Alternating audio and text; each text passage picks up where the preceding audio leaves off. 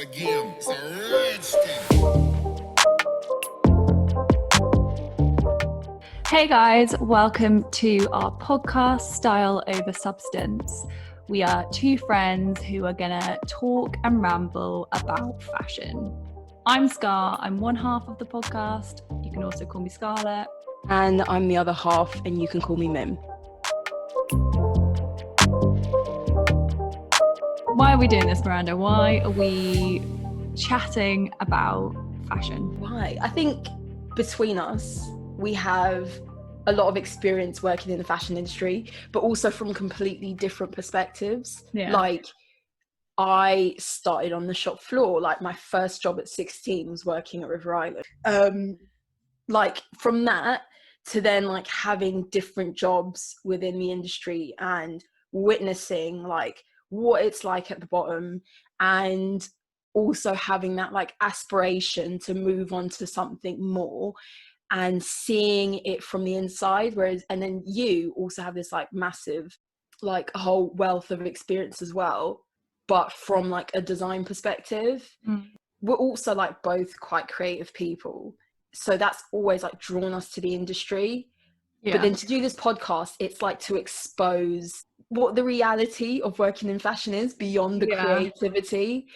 And yeah, I think, like, as you've said before, people have a warped understanding of it. I think like, if you just, like, think about it, the fashion industry, especially luxury fashion, which we've both worked in, is all about creating an illusion. It's not about reality. It's about, like, it being aspirational, and that's what draws you into wanting to work for these brands and these companies and, like, do the jobs that you apply for. But at the same token, it means that people who don't work in the industry have, like, a really warped view or understanding of what actually happens. What about you? What do you think is the reason that you're, like, keen to do that's this? so true. And even just going off of what you just said, at my last company, I would say there were sort of three viewpoints of fashion. And when I was starting to pen my tell-all, I identified it that there are the people who can afford it and believe in the aspiration, and they believe what the brand is selling them. There are the people who can't afford it and also believe, because they want to be able to one day have that, and they believe in the marketing of the woman or the man that is the portrayed brand ambassador, basically. And then there's the inside, where you realize there's nothing aspirational, or all the kind of bells and whistles where that comes from is not a very special place. It's a job that nobody really knows about. Like, people don't even know the different categories of jobs that there are in fashion. I know that. So I obviously worked in design, but people assume that if you work in the fashion industry that you're a designer. They don't realize that's there's a product developer. They don't realize that there's obviously marketing and all that stuff that you often, that comes in different industries, but, you know, like, there's buying and things like that, which is quite unique to fashion. But yeah, people don't know enough about it, so they just think it's this mystical, magical world. And it's cool, don't get me wrong. It is. Like, it's not to cool. Like, completely shit on fashion at all. Like, there are the perks, there are the parts of working in fashion that is interesting. And, like, as I said, we're both creative people, and we, like, read the articles and we watch the fashion shows and all of that stuff, and that is, like, that is part of the fun. So it's not 100, I wouldn't go to say it's, like, 100% bad, but it's, like, we both have, like, funny stories where it's, like, both terrible and it's also, like, funny. And I guess it's just that thing of, it's quite nice hearing people's actual stories. And it's kind of whether I would believe or take this on board if there was 17-year-old Scarlett doing her university applications. I'd probably be in that bubble of, they just can't handle it, or, like, whatever. And still having lived it, I'm like, maybe I just was like, I'm not tough enough, like, to deal with such things. I'm like, no, you know what? Really weird bit. I actually think about if we'd ever be like, either as a year group or as individuals, if we would ever be invited back to our school for like a careers day. Oh my God, literally. I would get up on that podium and I'd be like, you better listen good. I think about that all the time, more not so much for school, but because for my course at uni, where I'd give it to them really frank. I think like our tutors were quite scary, but in a silly way. It was about our work. It was really superficial. It wasn't about how hard the industry is. And if you want to do, especially luxury, like you said, we've both worked in luxury, like there's a real giving up a big aspect of your life, especially if you're working in design, which I don't think sometimes people prepare you for. Yeah.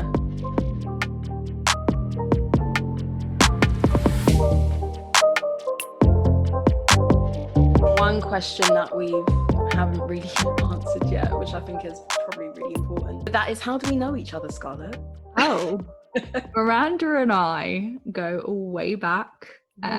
We know each other from secondary school or high school. Yeah. The day we met, we were 10, and I remember Miranda for standout reason. But so we've known each other since then. And yeah, we were in the same class at school, but also our surnames are pretty near each other in the alphabet. Yeah. So our lockers were always near each other, and we became inseparable and tried to fight not hanging out at times. But yeah, but also I think you said we're both really creative people, and even if we don't continue on in fashion, I think there'll always be elements, and we've always admired fashion. We always used to look at magazines and stuff like that together, and yeah. Would you like to elaborate on our story at all? No, I think everything you said.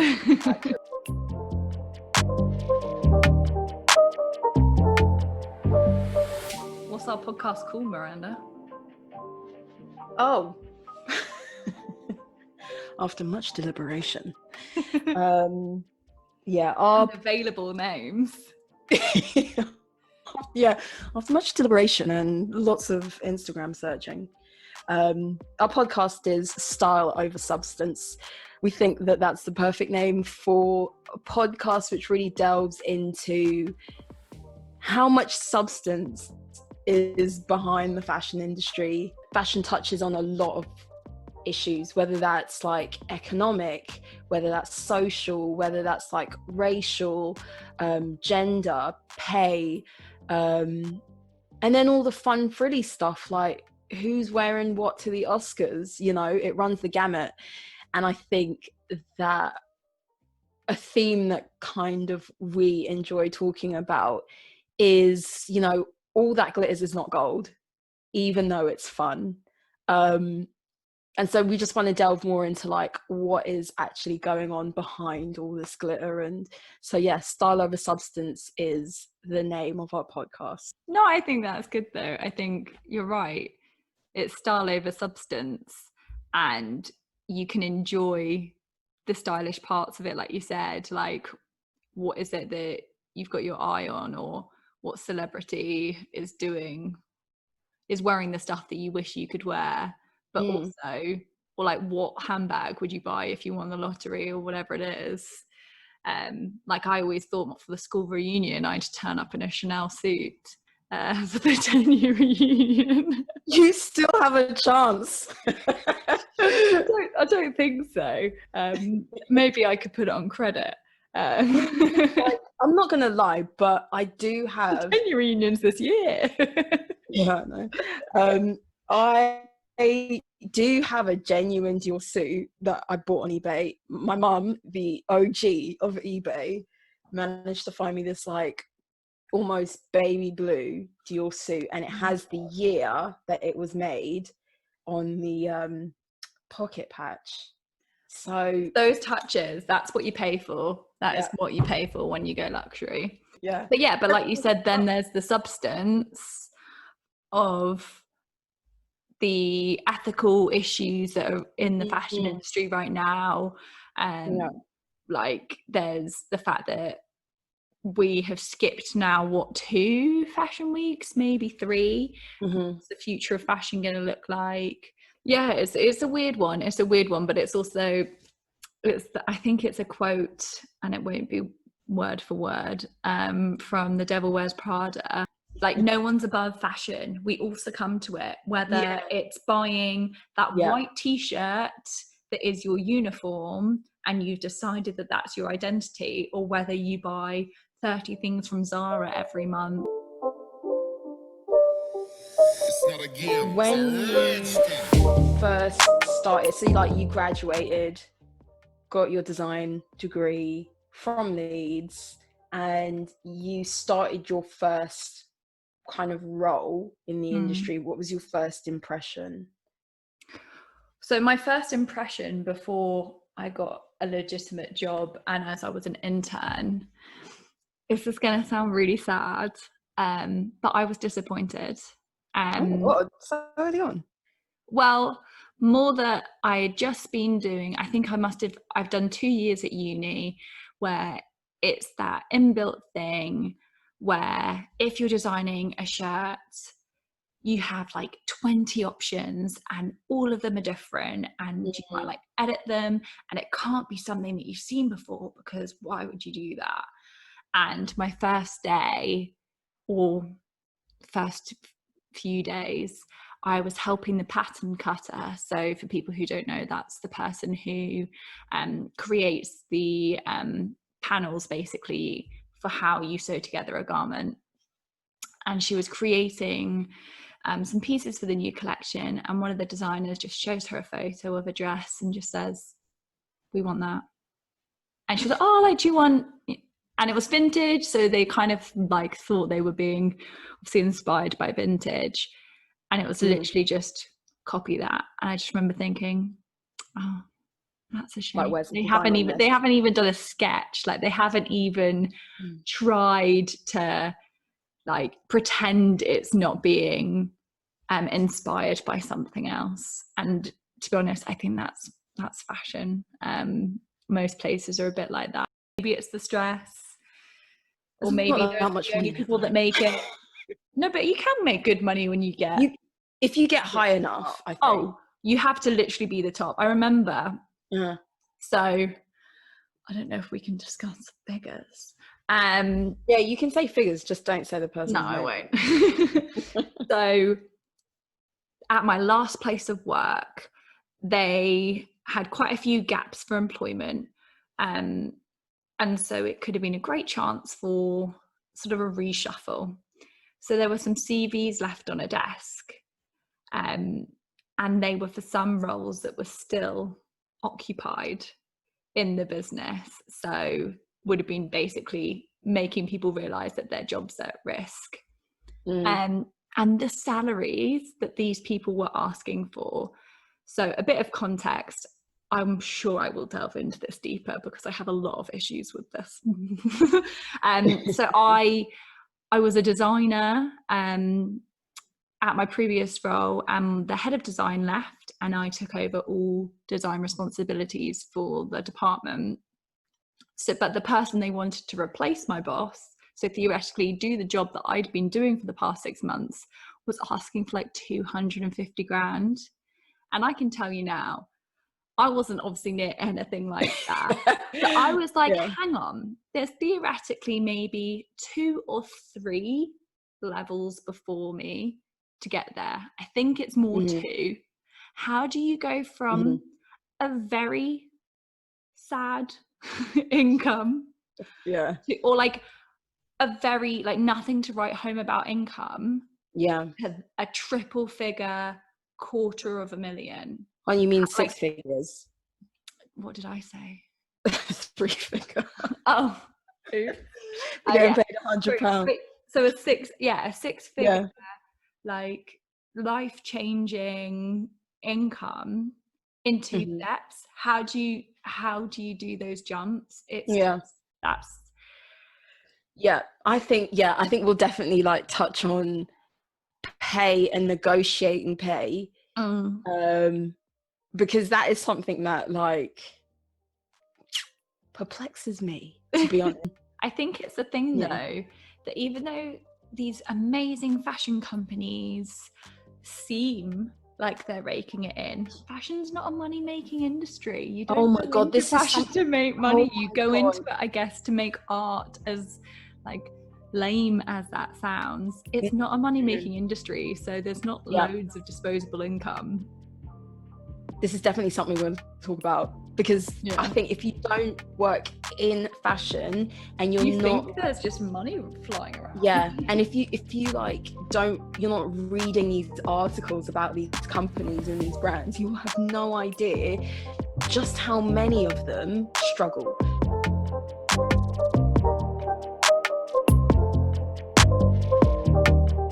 Another thing we need to talk about, because I don't know if you feel the same way as me, but those fashion competition programs. I'm currently watching Next in Fashion. I know I'm late. I can't. I know.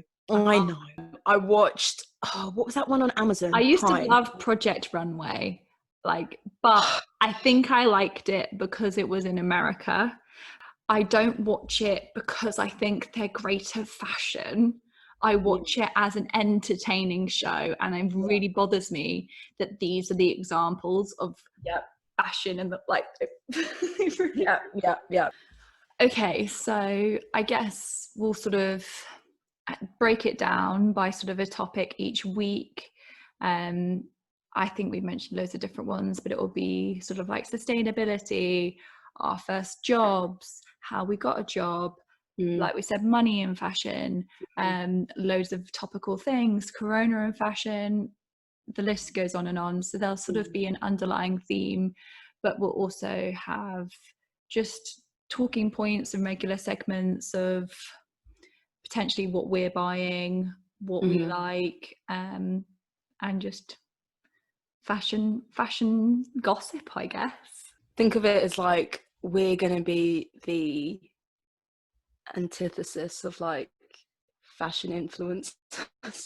Like you see like the really beautiful pictures, which I love. No shade to them. I love following bloggers. I love seeing what they're wearing. I love certain people. You get little personality crush on them, all of that stuff, or they like all the same things you do.